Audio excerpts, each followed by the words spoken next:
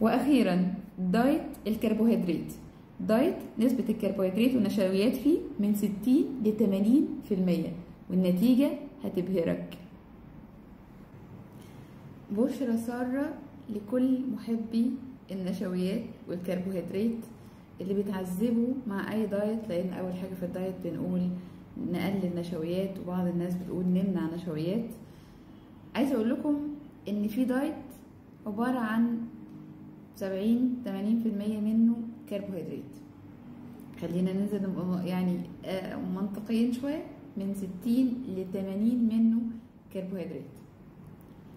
طيب هو ده حقيقي؟ ده حقيقي. وده بيخسس؟ بيخسس قوي كمان، ولكن بيبقى ليه شروط معينة. يعني بيبقى ليه شروط في الشخص نفسه، بيبقى ليه شروط علشان اعمله اكتيفيتي، اكون بعمل رياضة، بلعب رياضة وبعمل مجهود علشان استنفذ رصيد الجلايكوجين اللي بخزنه في العضلات من الوجبات اللي باكلها اللي هي فيها نسبة كربوهيدرات عالية. طيب الدايت ده مجرب وعليه ابحاث وفي منه انظمة على مستوى العالم، ولكن هو مش معروف قوي. زي ما اتفقنا هو ليه شروط. يعني انا لازم الشخص اللي يعمل النظام ده يكون ما عندوش مقاومة انسولين، ما عندوش سكر، يعني عنده شروط صحية معينة، بلس شروط تانية او اشتراطات تانية باكتيفيتي لازم يعملها علشان ينزل وزن بشكل صحي، ويحرق من السعرات اللي بياخدها، وفي نفس الوقت يحرق سعرات من المخزون عنده. عايزه اقول لكم ان انا اكسر الجلايكوجين في العضلات اسهل من ان انا اكسر الدهون اللي في جسمي. وبالتالي لو انا استخدمت اكله او مكون او ماكرو نيوترينز زي الكربوهيدرات بيخزن الزياده بتاعته في البدايه في العضلات، فانا اقدر اسحب، ولو ضمنت ان انا اسحب المخزون ده باستمرار قبل ما ازود النشويات لدرجه توصلني ان انا اكون دهون، فانا كده ما وصلتش لمرحله الخطر.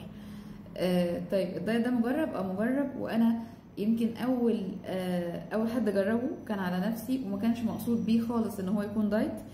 وعلشان اطمنكم انا بالفعل معايا حاله خست في شهر 9 كيلو دهون وزادت 4 كيلو عضلات، فكانت المحصله فرق الاتنين مع بعض 5 كيلو وزن نزلتهم خلال شهر. ولكن في الام بادي هو نزلت 9 كيلو دهون. 9 كيلو دهون ده رقم يخض.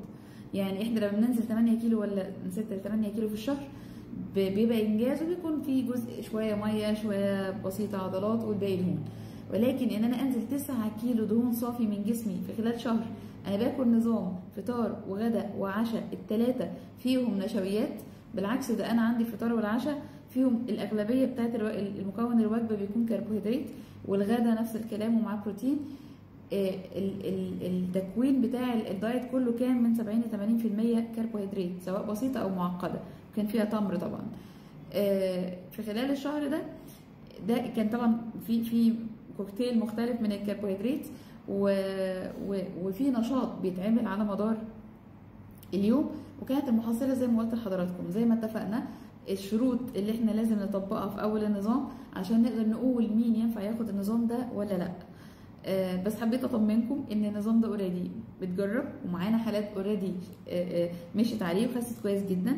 وارجع واقول ان ده مش نظام لايف ستايل، بس اقصد اقول ان ده في اوقات معينه حسب ظروف حياتنا اقدر امشي على النظام ده خس عليه كويس جدا، وارجع بعد كده اعمل توازن، اوزع المكونات. لكن واحد مثلا مسافر، ده بيحصل مع ناس كتير، مش قادر يلتزم بنظام دايت، فنقدر نرشح له النظام ده بشروط معينه، نرجع تاني نقول بشروط معينه يقدر يلتزم بيها خلال فتره الدايت، هيخس ان شاء الله كويس جدا باذن الله.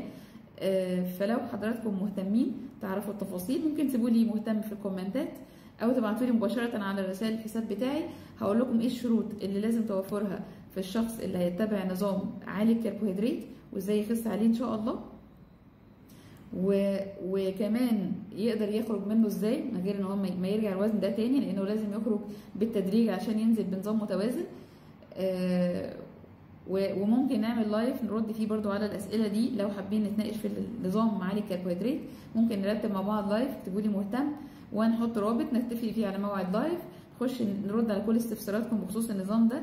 انا عارفه ان ممكن ناس كتير تبقى مهتمه تعمل دايت فيه نسبه نشويات عاليه او كربوهيدرات عاليه. اتمنى يكون المعلومه فادتكم. اشوفكم ان شاء الله في فيديو جديد. مع الف سلامه.